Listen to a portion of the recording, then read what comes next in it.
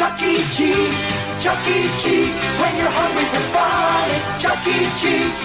Chuck E. Cheese was once the go-to spot for birthday parties, marketing itself as a place where a kid could be a kid. With its infamous pizza, iconic games, and this guy. People loved the rat. It was a huge success from the start. Kind of like living your 7-year-old dream to just kind of roll around in a ball pit and play some arcade games. Through the decades, it became a behemoth of a brand. In 2019, Chuck E. Cheese saw $913 million in revenue. It had about 15,000 employees and over 600 locations across the globe. But with nearly $1 billion in debt and a 21% drop in sales in the first quarter of 2020, Chuck E. Cheese declared bankruptcy in June. So what happened? Nolan Bushnell, the co-founder of the video game company Atari, came up with the idea for Chuck E. Cheese. He once told Fast Company, "I wanted to add a dimension of fun to the act of having a meal." So he put video games into a restaurant.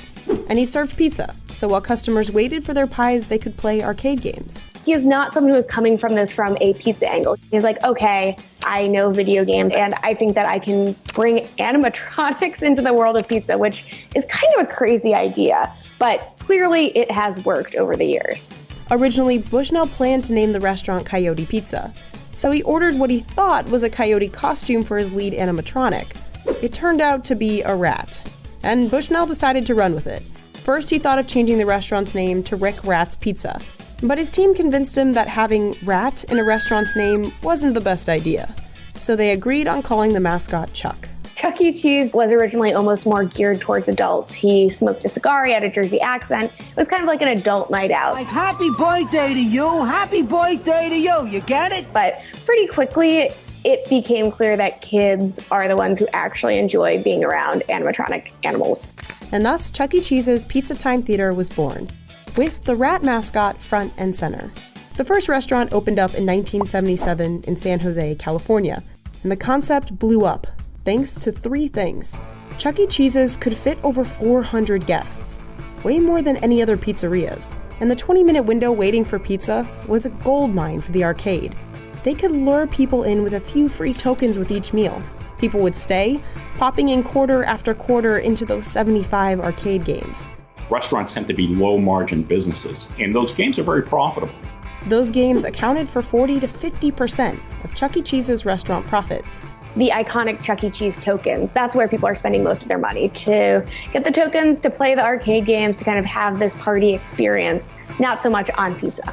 Bushnell quickly expanded into new locations. Then things got a little complicated. Chuck E. Cheese's success caught the attention of businessman Robert Brock, and he signed on to franchise more than 200 locations. But that same year, Brock ended up canceling the deal, finding an engineer for animatronics and launching a family restaurant chain of his own. He called it Showbiz Pizza. The concept was pretty much the same. It was different characters, but the same kind of pizza, arcade games. And while Chuck E. Cheese's had been growing alongside the blossoming gaming industry, through the early 80s it found itself in a bitter battle with copycat Showbiz. There was definitely a rivalry between the two at the time. And Showbiz had arguably better animatronics. Chuck and his friends were limited to frames on the wall. Showbiz had an entire band called Rockafire Explosion, made of full-body characters. By 1981, Showbiz locations were raking in nearly $1.5 million in revenue, outperforming Chuck E. Cheese's by $260,000 per store. But Chuck E. Cheese still had more locations, and was still outpacing Pizza Hut and McDonald's at the time. So that year, Bushnell took Chuck E. Cheese's public. But there were problems looming on the horizon.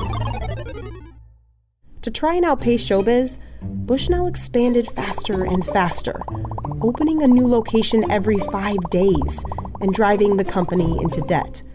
Then came the video game industry crash of 1983.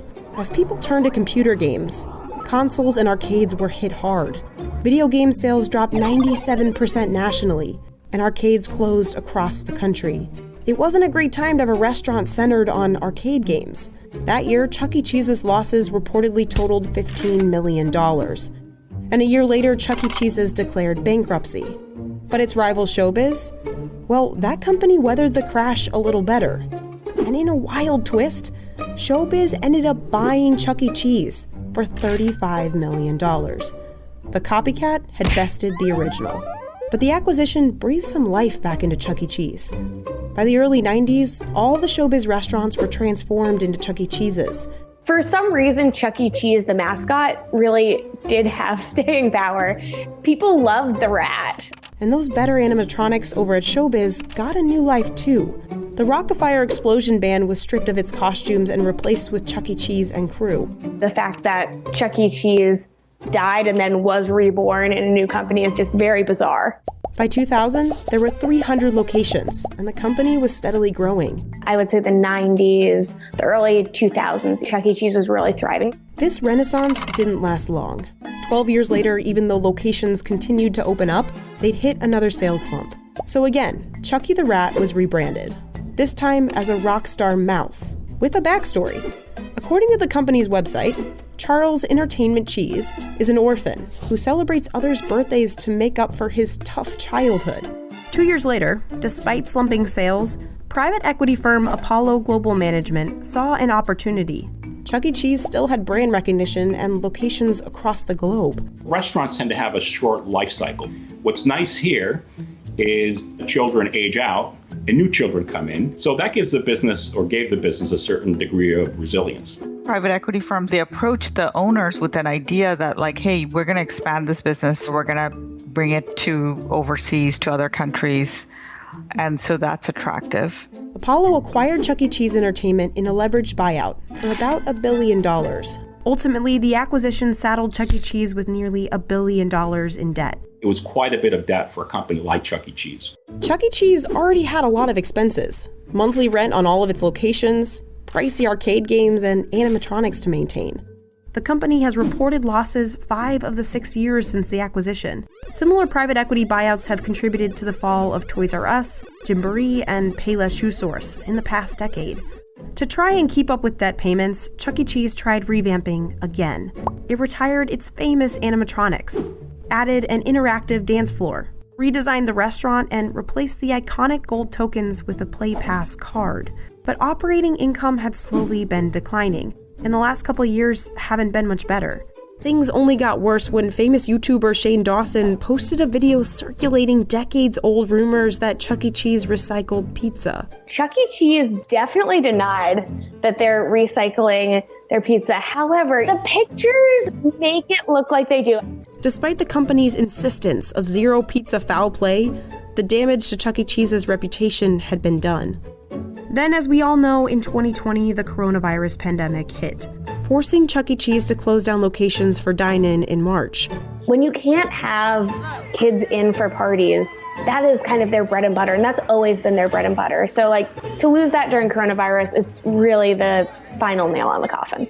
By June, only about half of the nearly 560 locations had reopened for dine-in, delivery, or takeout.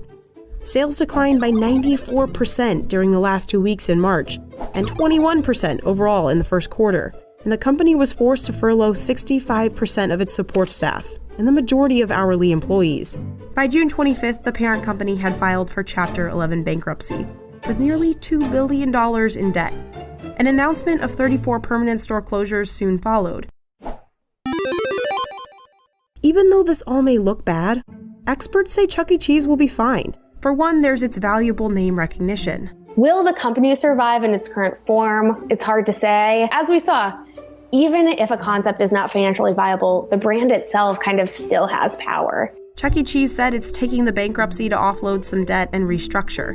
The whole purpose of a Chapter 11 bankruptcy is to try to protect the integrity of the business while getting rid of the large amounts of debt that put the company to bankruptcy to begin with. I think a lot of it depends on what happens with the pandemic and what happens with the economy. So what Chuck E. Cheese might look like in the future is still unknown, but it's likely the company will have to redesign itself again. They're going to have to rethink a lot about what their revenue streams are, how they're making money. Everyone in the restaurant industry is struggling right now, and everyone's kind of throwing things at the wall and seeing what sticks. CEC Entertainment did not respond to Business Insider's request for comment.